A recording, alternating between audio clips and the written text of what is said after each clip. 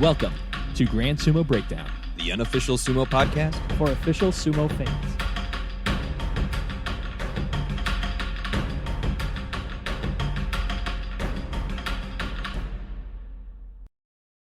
Welcome to Grand Sumo Breakdown. This is Jake, and I've done this before. When it's only me doing the interviews, when I don't have Mac, when I don't have my extroverted backup, I kind of like say this is Jake, and then I like, what do I do? And you like freeze. Yeah. Exactly. Like I said, right. I believe in you. Yeah, no. And like I said, that makes one of us. So let's try this again. Welcome to Grand Sumo Breakdown. This is Jake. And Gabe, Mac. And this somebody. is Gabe. Yeah. No, that'll work. Whatever. We don't do two takes on this show. Today we got Gabe here, Gabe Unick out of the Grand Rapids Sumo Club. How are you doing today, Gabe? Oh man, damn it, Mac. He's got me off my game. How are you doing today, Gabe? I'm doing great. If you want to go through like some vocal exercises with me, just to like tip of the tongue, the teeth, the lip sort of stuff, like we'll both do it. And I mean, I'm the one who's been pretending to be a professional podcaster for a few years now, so maybe stay in your own lane. All right. Hey. I mean, I do them on the way to work, so you're not alone there. Trust me. Yeah. Because I don't want to like be talking to somebody like, Well, your work, that probably makes more sense. I just sit at a computer in my own little nerd corner all day, so it's weird when I do vocal exercises. But you're a little more out there. What do you do for a living? I tend bar. That's what you do with a degree in exercise science, you know. You know, because like I got my degree and I wanted to go into, you know, strength conditioning coaching, coaching athletes at like the collegiate level. And then as I was getting more and more into it, studying for like my professional certifications, I figured out that you make like $32,000 a year to work 70 hours a week and wake up at 4 a.m. every single day. And then as soon as anything happens at the university, you're the first person gone. And then you have to move across the country and start over again every 2 years. And I was like, what if I just kept bartending and just made twice as much money and, you know, didn't have to move across the country every 2 years and worked half as many hours? Like, yep. We sure live in a society, and we live in a society, that's for sure. Yes, we do. Oh man, no, I say the same thing about like my wife does things that are like dramatically more impactful for like the survival of us as a species, as a community. And makes half as much money. Yeah. What the hell, right? Oh yeah. Oh, goddamn. Anywho, so I guess I had you on here because we wanted to talk about sumo wrestling. So I suppose we could get into that. Well, you know, there we go. Whatever. Yeah, you guys have been talking about getting me on the show for like a year now, and it just like never quite happened. Yeah, we just keep finding more interesting people than you. Oh, you know? Understandable. But I guess you guys finally slapped together a tournament, so we were obligated now.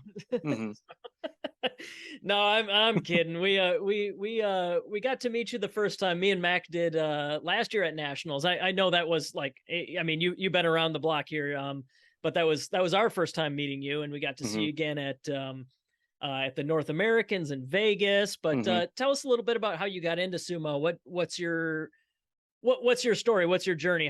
How did this happen, and how long you been doing it? I mean, I started getting into it like 2014.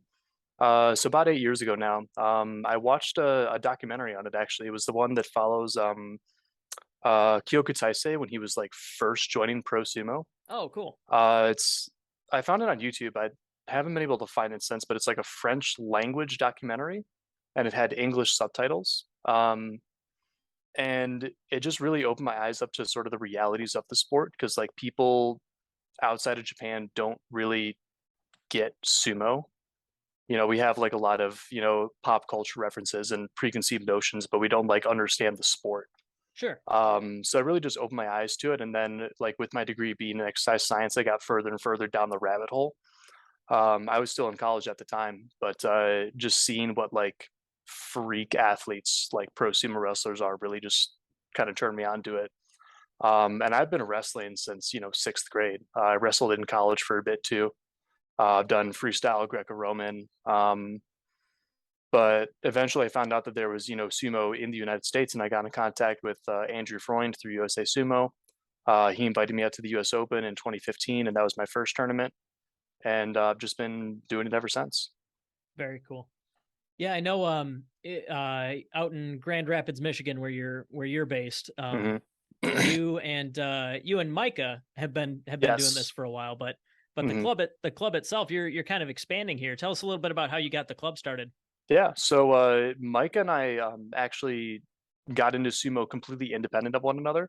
So he ran and still runs a blog called Grand Sumo International, which has been on a bit of a hiatus. He says that he doesn't really want to compete with like all the other people who are like putting out sumo blogs and podcasts and stuff like that. But he's done a lot of really good work in the past. He also does like most of our video stuff and most of our signage and stuff like that. So big shout out to Micah. But he got in contact with USA Sumo and Andrew because they were coming out to Grand Rapids for like a separate event. It was like one of their demos or something. Yeah, so Grand Rapids has an Asian Pacific Arts Festival, and they focus on like a different Asian culture every year. And that year was Japan, and so USA Sumo they contacted for one of their sumo, sushi, and sake dinners. So they were there primarily for that, but they did a couple other events, and I found out about that. So when I was at the US Open that year, I talked to Andrew and I was like, hey, I live in Grand Rapids, right? So he invited me out, and then Micah got in contact with him and said, I live in Grand Rapids, right? And then Andrew set us up. So we started the Grand Rapids Sumo Club. We started just practicing in a park in the middle of Grand Rapids. And so our like first posts on that page are just us in a field out and wrestling in the grass. No Tawara, nothing like that. I have like a homemade belt on. And just humble beginnings from there. And it really was just the two of us for years. We had a few people come and go, but a lot of people kind of going back to those misconceptions that people have about sumo. They come out and they're like, oh, I think I'd really enjoy sumo, and then they get thrown down 25 times and we never hear from them again. Yeah. So we had 2 or 3 of those come through, but wait, it's actually hard. Basically, yeah. But in the past year or so, we've had a couple people come through and really stick. And we had 7 people in our tournament. So 6 of them were from our club, and then one of them, Matt Shields, came up from Chicago. He's been a fan of sumo for a couple of years now, but this is his first time doing it, and just came out, fought hard. He won a match actually, so good shout out to Matt Shields as well. And then went home and like immediately started the Chicago Sumo Club. Yeah. So like 5 minutes later, he's like, I'm hooked. Yeah, this is it. Yeah, which we love to see that. We love to see somebody who just comes out and gives it 110%, and then they stick with it. But yeah, so we've got a little over half a dozen members now. Just a small, respectable club onto ourselves, and we have people from all different kinds of like martial arts backgrounds.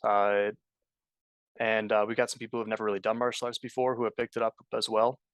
You just want me to go down the list of people that we got, or? Hey, why not? Yeah, sure. Yeah, I was looking through for our newsletter that we do. I wanted to write up a little bit on the last tournament, and yeah, you guys bringing out 7 people is honestly not bad for a first tournament. And in particular, I know you and I know Micah because we got a chance to meet you guys, and actually, rumor is Micah might be on another podcast coming up here. But I'm down. Cool. But Nate also did real good. He's a big guy. He showed some serious moves. He took a win off of Micah. That's something. Oh yeah. But why don't you just run us through your roster? Because like sure thing. Us guys in the Midwest, we gotta band together. We don't have Texas, Florida, or California level representation yet. It's true. So let's call it a region and stick together, right? Yeah, no, I'm down for that. Just going down the roster of the club then. You just mentioned Nate. He's pretty new to sumo. He's been doing it about 3 months now. But he's just picking it up real quick. He's got a good mind for it. And he's just absolutely farm boy strong. Ah, I think his first real practice with us, he's like going over things that he can do, like, out of certain positions, because he's always thinking like that. And he like had me in like double overhooks, and he was like, "Okay, I've got you here," and I was like, "All right." And then he like leans down, and he like grabs onto my leg. He's like, and then I go for the leg pick. I was like, "All right," and he just picks me up to like head height and just throws me 5 feet. And I was yeah. literally like sideways in the air, 5 feet off the ground, and flew like 5 or 6 feet and just right to the mat. And I just busted out laughing, but it was just like he's just that kind of strong. Yeah, And I fight that lightweight, but farm I'm boy, that oh, hog it's wrestler strength. it's ridiculous. Yeah, Like just trying to move him, I'm like, ugh. yeah, And he gets better by the week, so we love to see that. I think he took third, right? yeah. That's what I got. Nice. Yeah, we can go over I the mean, I got tournament in a the little bit, but yeah, yeah, I've got the bracket right next to me, so we'll go over that. Yeah, we've got Will. Will comes from mostly a striking background. He's into Silat, which is basically um, it's like Muay Thai in the mud, mixed with oh, Krav cool. Maga is the way that he describes it. So That he sounds brutal. yeah, I mean that's the way he describes it to us.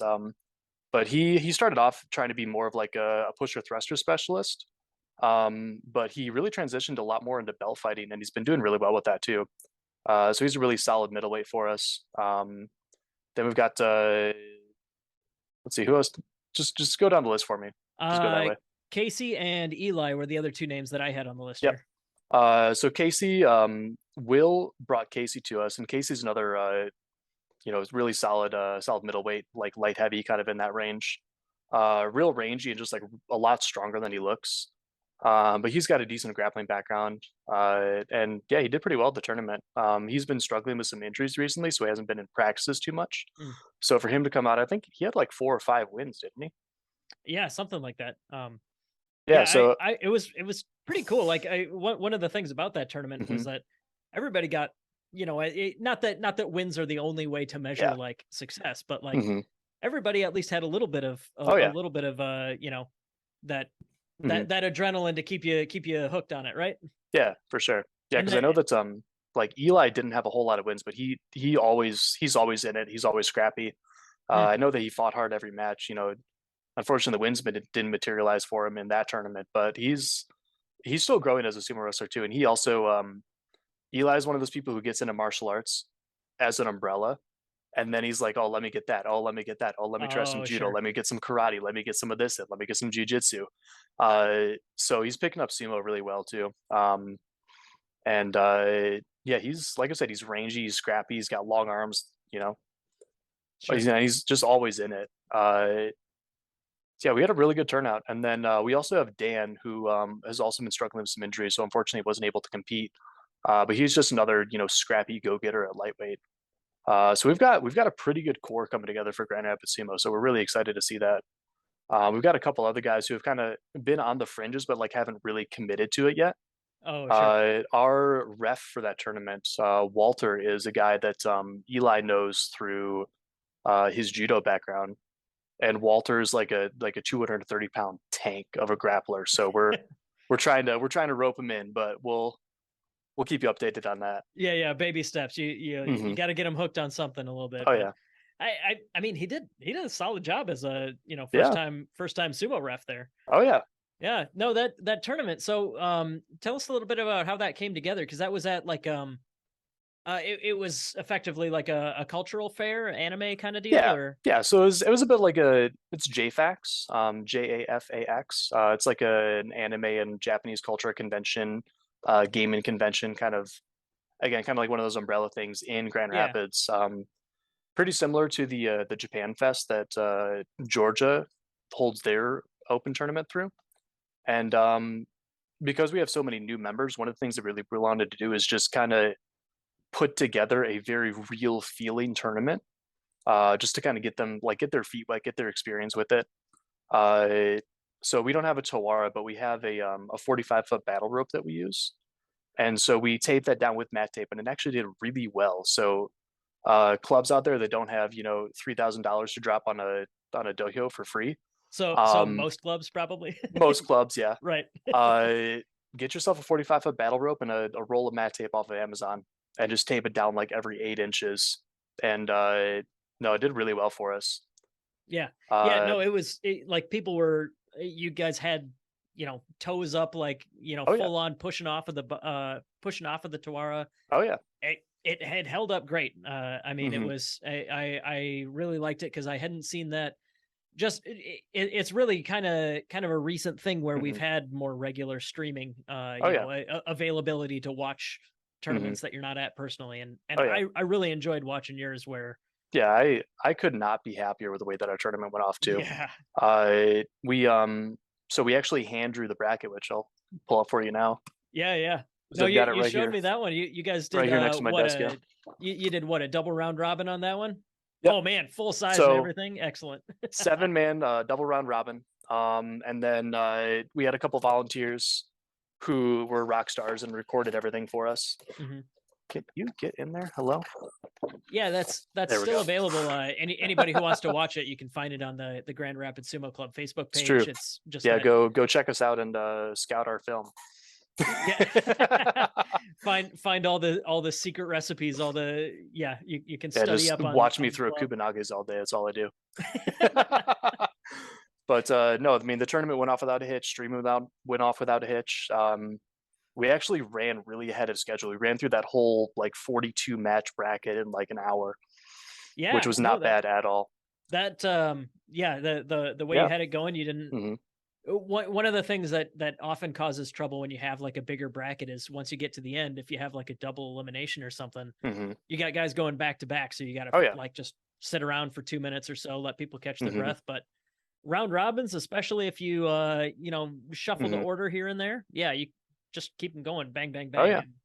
Yeah, we you can't really see it on the stream necessarily because so it was held in DeVos Convention Center in Grand Rapids. Um and the grand atrium where we were is just like this, massive like glass roof. It really is just like a beautiful building. But it's kind of like long, and we were filming this way on it.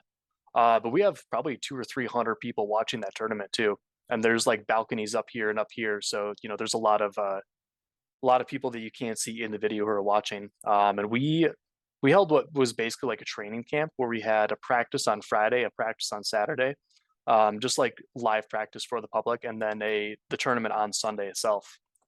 So we got a lot of hype from that. We got a lot of exposure, and everybody loved it too. So really just a huge success. The tournament went off without a hitch. It was great publicity for us. It was good experience for all the guys. Um, you know, I have zero complaints really. Yeah, We're very happy with it.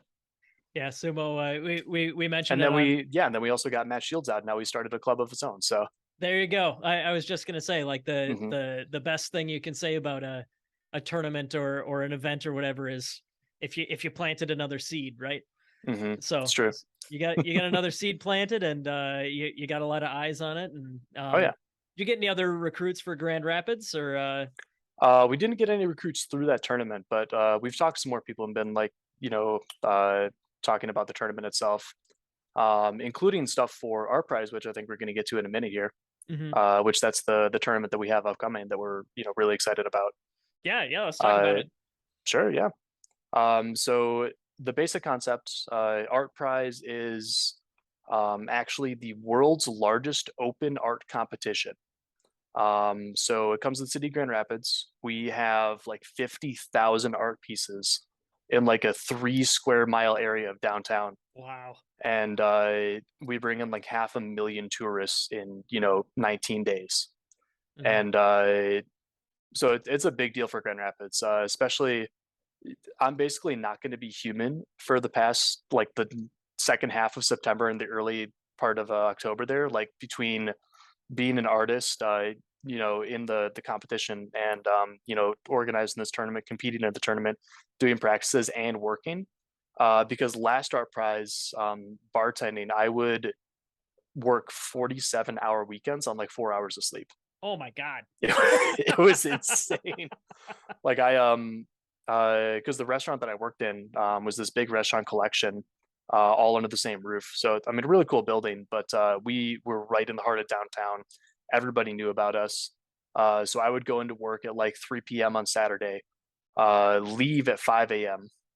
the next morning, Uh-huh. come back at 10:30, Oh no. or sorry, come in at 3 p.m. on Friday, leave at 5 a.m., come back at 10:30 a.m. on Saturday, leave at 5 a.m., come back at 10:30 a.m. on Sunday and work until about midnight. And then And that sleep was until the next weekend, right? not no, because I mean I had to be back at, I think we were closed on Monday, but then we were back on Tuesday. Uh, So it was a fun time. you're bringing me back. This is too close to home for my like service industry background. Hmm. I mean, I'm Yeah, so I mean uncomfortable. you know how it is. Not that bad, but yes, I do. Nothing Yeah, like that. so But yeah, so uh, so in addition to that, though, you're also yes, doing like your own presentation. You're also like yep. a So creator yourself. the way that it works is I registered as an artist and I submitted a clay dohyo as an art piece, Oh, okay. and then we're going to hold live sumo and the tournament on the dohyo throughout the art prize competition. Oh, And that's we're so teamed cool. up with City Built Brewing. Big shout out to them; they're very excited about it. And we have really a perfect spot for it. So it's right on the riverfront. And they have a 30 by 60-foot tent right across the street from the brewing company. So we're going to be right under the center of that tent. And we're going to have like the lights on and a spotlight, and we're going to just have ourselves a great time. And, That's what I'm people can talking go about. and, get a couple beers and sit down and watch some live sumo. I can't think of better entertainment if I was just wandering an art show, And then you just saw some dudes throwing some other dudes like, yeah, yeah. Let's stop here for a beer. Also, oh my God, what on earth is this? oh yeah. Yeah, no, it's we joke all the time. On Hmm. this show, it's just get eyes on it. That's how you Oh get yeah. interest, because you don't need to market it beyond just get people to see it, and it's It's like exactly that's really cool. exactly what I tell people is that, kind of going hand in hand with people have a preconceived notion of what sumo Hmm. is that if you just get it in front of them and you get them to see it, the whole perception changes. Yeah. And the thing you get from people is like, wow, I had no idea that it was like that. I had no idea that you had dudes just like smacking other dudes and like throwing people and like all Hmm. that. It's like, yeah, Yeah. so I think it's going to be a really good opportunity for the sport, especially in the US where you don't have a lot of clay dohyos. Yeah. No Um, kidding. so we're trying to really heavily market that aspect of it. I think it's going to be cool just in general, to have that event in front of that many people. I think it's going to be good marketing for the club, good marketing for the sport, good marketing for the USSF, and then just good training for anybody who wants to come out. What Hmm. I've been telling everybody too is that if you want to come out and train for 3 weeks straight, do it. Like you can't sleep on my couch the whole time, so you'll have to figure something out there.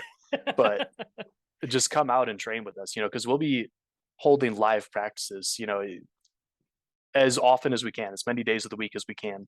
Hmm. Obviously, like half the members of the club work in the restaurant industry. So we're going to have to balance that with, being the single busiest time of the year for the industry in Grand Rapids. Right. But I have really high hopes for it. I'm going to be insane by the end of it. Oh But God, yeah. it's going to be a No. great time. You plan through the end of this tournament, and then everything that happens after that happens after that, right? It happens after that. Oh yeah. Yeah, yeah. Yeah. And So I we're suppose excited for it. yeah, no, it's gonna be rad. And Hmm. especially after the World Games, and so many people talking about how different it felt wrestling on a Hmm. clay dohyo. Hmm. Having this opportunity, to actually get a non-world level event on a clay Hmm. dohyo, to Oh actually yeah. get some reps in, not just like one or two matches, but like get a Hmm. tournament in, like Oh try yeah. it out. I think that'll be awesome. Um, That's what we're hoping, right? yeah, yeah. Why don't you fill us in on how you're going to build that, or how you learned how to do that, or what's the story behind the dohyo itself? So this is a project that's been up my ass for like 3 years. So there's Okay. there's a lot that's gone into this. I've drawn up a site plan or put a tape measure to just about every art prize applicable site throughout the city. Hmm. Um, and I've been thinking about this for a while. And I mean, I'll give up the secrets here. Sure. The general idea is to frame the dohyo itself in like 4x4. So we're probably going to make it about 18 feet by 18 feet, and then have mats around the edge of the dohyo for, safety purposes. Sure. And then frame that in 4x4, like over top of a tarp to keep all the dirt in, and then over top of plywood. If that makes sense. Yeah. Yeah. Everybody following along? Great. We might need to put some diagrams in the YouTube video, but I get the gist. Yeah. And then for the Tawara itself, what we're gonna do is actually they sell tube shaped sandbags for like storm prevention, like floodwater prevention. So we're just gonna get those because those are like 6 inches in diameter. So you fill them up and they're about yay big. Yeah, that sounds perfect. And you just plant them right in there. And I've over the past 3 years, I've consumed basically every English language piece of media on, dohyos and dohyo construction and all that. The only difficult part is that all the soil in Michigan is sandy soil. So when I was down in why am I blanking right now? Alabama. Oh, okay. Words are hard. So when I was down in Alabama, you drove down there for the World Games, didn't you? I did drive down there. Yeah, 13 hours through the night. It's a good time. But when I was down there, I was lamenting that all the soil there is just this beautiful red clay soil, and I could literally just go out with a shovel and like find it. Did you like take your own pickup truck down there and like bring home a load or something? I drive a Ford Fiesta, so no, I did not. But substantially less than dohyo amount of clay, right? Yeah, no. For the dohyo, I'm looking Even if you need wanted like to. At least 3 yards, so I can't fit that in the back of a Ford Fiesta, unfortunately. Yeah, no kidding. But no, at one point I was having a couple drinks with some people, and I said, "Time me." And somebody like started a stopwatch on their phone. I walked outside, grabbed a handful of dirt, walked back in. I was like, stop the clock. It was like 37 seconds. And I was like, look at this. And it was just a fistful of like this beautiful red clay. And I was like, I can't get this in Michigan. So, I mean, worst case scenario, I just drive a dump truck down to Georgia or Alabama or, somewhere like that and just fill it up and drive it back to Michigan. I already did it once. I can do it again. Exactly. But yeah, so I'm still working on that. But everything else should come. I mean, we're gonna knock on wood real quick. Everything else should come together pretty smoothly. And yeah, we're excited for it. Yeah, I'd love to have a. Go ahead. Yeah, I'm reaching out to my alma mater, Grand Valley State University, which is sort of the big college in the Grand Rapids area. I'm reaching out to their like exercise science department, their physical education department, sports management department, and their Japanese department, and trying to get as many volunteers as I can to come and do judging, tournament organization, building the dohyo, stuff like that. Yeah. And just trying to get because that way I get community involvement too. And there are also classes at Grand Valley that like you have to go attend events and then like write about them later. So I'm trying to get it approved for a bunch of that stuff too. Just like you were talking about, just getting it in front of people and getting the word out to get people in. Hey, that's how we recruited current middleweight national champion Jordan Karst. Yeah. We were having an event in Las Vegas, and and Kelly Knighting was like, "Hey, UNLV, we're hosting an event here. You guys got anybody who might want to wrestle?" Yeah, come on out. Exactly. And here in the Midwest, we have a very strong freestyle wrestling kind of background. Like that's just one of the sports people do growing up here. So well, you guys are out of Iowa, right? Oh yeah, no, there's plenty of untapped stuff here. Yeah. Yep, wrestle hogs and shuck corn. That's step one, step two, that's it. Exactly. That's what I do at the desk that I mentioned. I just go into an office every day and they just give me a bushel of corn. Yeah, you just shuck it over Zoom, right? I don't even know how long it would take to shuck a bushel of corn. Well, for you, probably about 15 minutes, just in your blood. Right? Yeah. Oh man, I'm from Minnesota, so I get to claim whenever it's beneficial to me, I can make fun of whichever state I want. But yeah, I've been in Iowa long enough that all right. So you're not like a fake Iowan anymore? I don't think so. Depends on who you talk to. I married a legit Iowan. The other three Iowans that I hang out with on this show the most often are legit Iowans. I don't know. Whatever. Beside the point. My corn shucking speed is beside the point right now. But no, absolutely. Things you in the never thought you'd Midwest say out here. loud on a podcast. Yeah, that a brand new sentence right there for sure. Sorry, you're saying continue.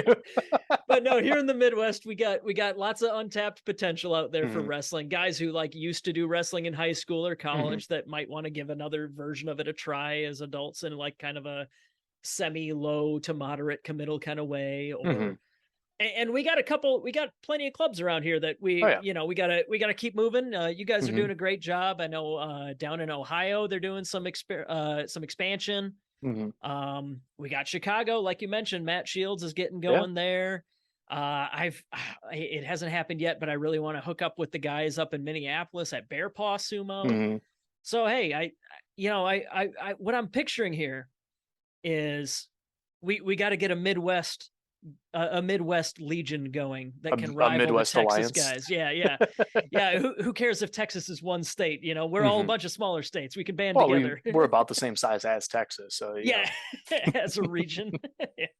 So there's Texas, there's California, there's Florida, and then there's like Mhm. this massive swath of the Midwest that Yeah. we're in there. Yeah. No, I'm down for it. Oh man.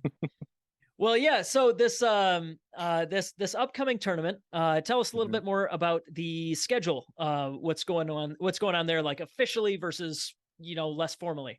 Yeah, so like I said, anybody who wants to come out and train for the entire 3 weeks of our prize, please do, because it runs from Thursday, September 15th through October 2nd, which is a Sunday. We're looking to have the tournament on the first and the second. The first is probably going to be more of like a traditional weight classes tournament. And then honestly, depending on how many people come through, we're just looking to get, you know, feet on clay. We're just looking to get as many matches in as possible for everybody. Because on one hand, we want to host a serious tournament, but on the other, we understand the big draw of having the clay dojo is just getting reps on it and getting that feel for it. So day two, we're looking at doing maybe like a novices tournament if we have a lot of interest from the community, getting in maybe just another training session or a training camp or something like that, or doing one of those modified team tournaments that we've seen at a couple of tournaments over the past couple of years. Sure. We're pretty open to options as far as that second day, but definitely try to attend both days if you can. Saturday is going to be the big one, but Sunday is also. It's just about, like I said, getting matches in. Yeah. That's the big thing for us. Yeah, absolutely. And I suppose now's as good a time as any to say like I'm going to be out there too. This Beautiful. is We're happy to have you. we're I finally got something within like reasonable driving distance. I'm going to be out there and at least for Saturday I'm going to be there helping run anything so that you don't have to run and compete in a tournament. Much appreciated. Yeah, I'm here for you. I've been at tournaments where people are trying to do that, and that's a lot. But yeah, so we'll get weight classes. We got just reps all day long, as much as we can do to get people accustomed to that feeling under their feet. And then the second, we'll do what we can. We'll organize things to make sure people get as many matches as possible. But I'm pretty psyched for it. I think, especially as a non-competitor, I'm excited to not need to travel so far. There we go. But yeah, I am really excited to help out, and especially to see Midwestern sumo grow. I gotta say, as a pro wrestling fan, I love seeing a little bit of shit talk, a little bit of rivalries growing between the regions and stuff like that, right? Yeah. But yeah, other than keeping these tournaments going, what are your plans for the future here for Grand Rapids Sumo? For Grand Rapids Sumo, I mean, we're just trying to keep growing, keep improving. I mean, that's the whole grind. You were talking about commitment levels a couple minutes ago here, and a big thing for our club is that you can take sumo as seriously as you want to take it. So we're, we do train hard and we do, practice hard and we, try to drive those points home. But at the same time, if you just want to come out once a month and, hit somebody, like we have no problem with that. Sure. Or, if you want to come out, you want to get really serious about it, you want to compete for like a national medal or a national title, come on out, bring that energy too. We really try to mix that, that level of seriousness and competitiveness with also, not being a bunch of dicks to each other. Uh, That's pretty important too. Yeah. that's kind of the culture that we're building here in Grand Rapids, where like I said, you can come out and you can compete hard and you can hit somebody and you can really focus on your technique and focus on improvement, but we're not rude. Because Sure. I come from a background of that collegiate wrestling, and I got to say, collegiate wrestling it's a little bit of a toxic culture sometimes, Mhm. where you have people who really beat down on other people for not being serious enough for X and Y and Z, or just because they can, because they think they're you're toughening them up. We're not like that. Like we come out and we hit hard, but after the match, it's like, hey, nice job, man. Hey, when you're doing that, watch out for this hand position here. You got to fight back in with that forearm and pop that elbow off. Stuff like that. Yeah.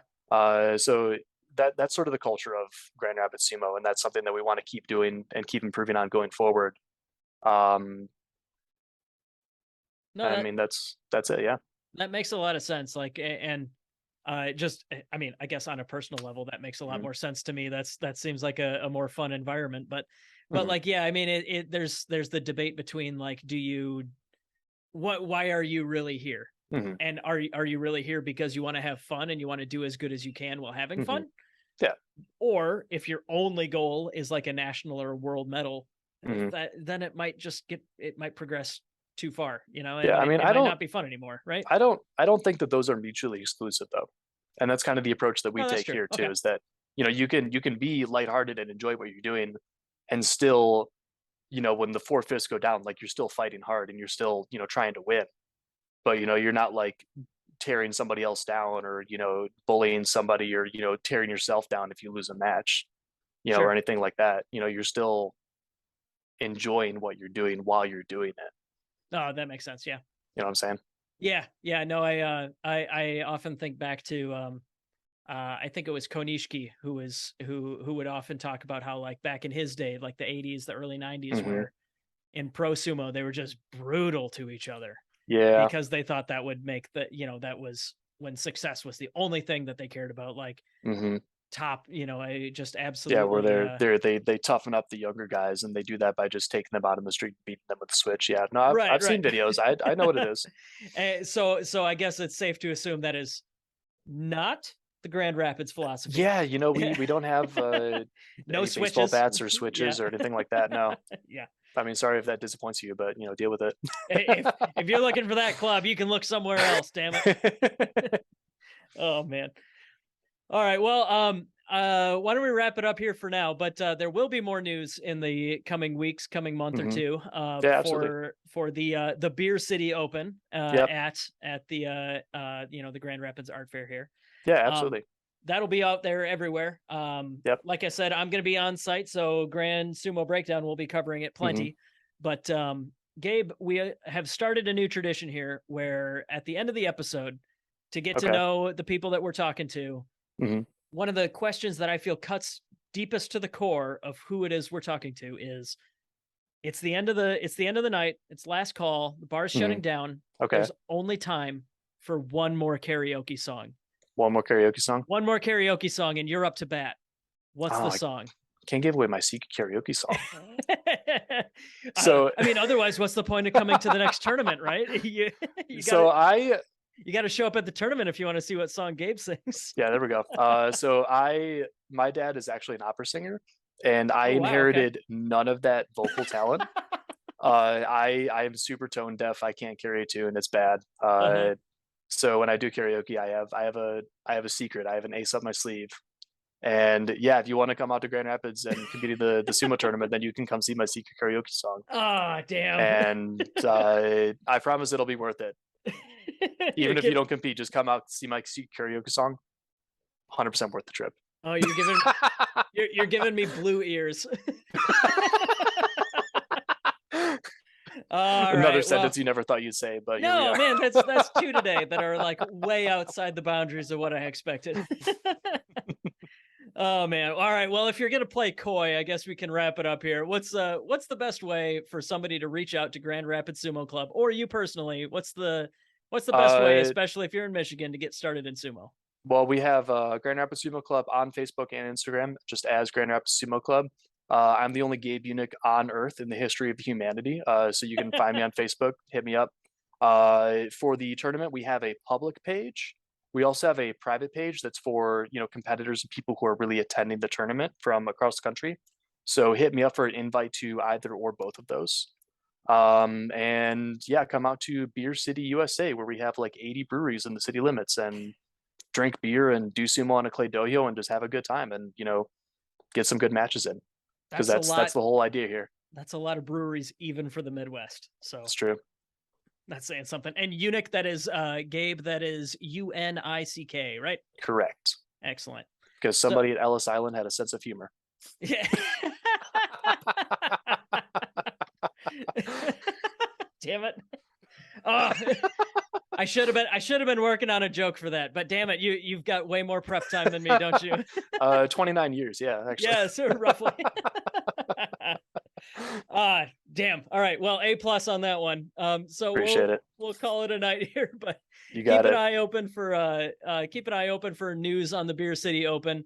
There will be more information, but feel free to reach out to Gabe, to Grand Rapids Sumo Club, or to Grand Sumo Breakdown. We all want to see more people there. So especially if you're in the Midwest and are within driving distance and have no excuses, we will see you in early October. Sounds good. Thanks a bunch for joining us, Gabe. It's been a blast. Thanks for having me. I appreciate it.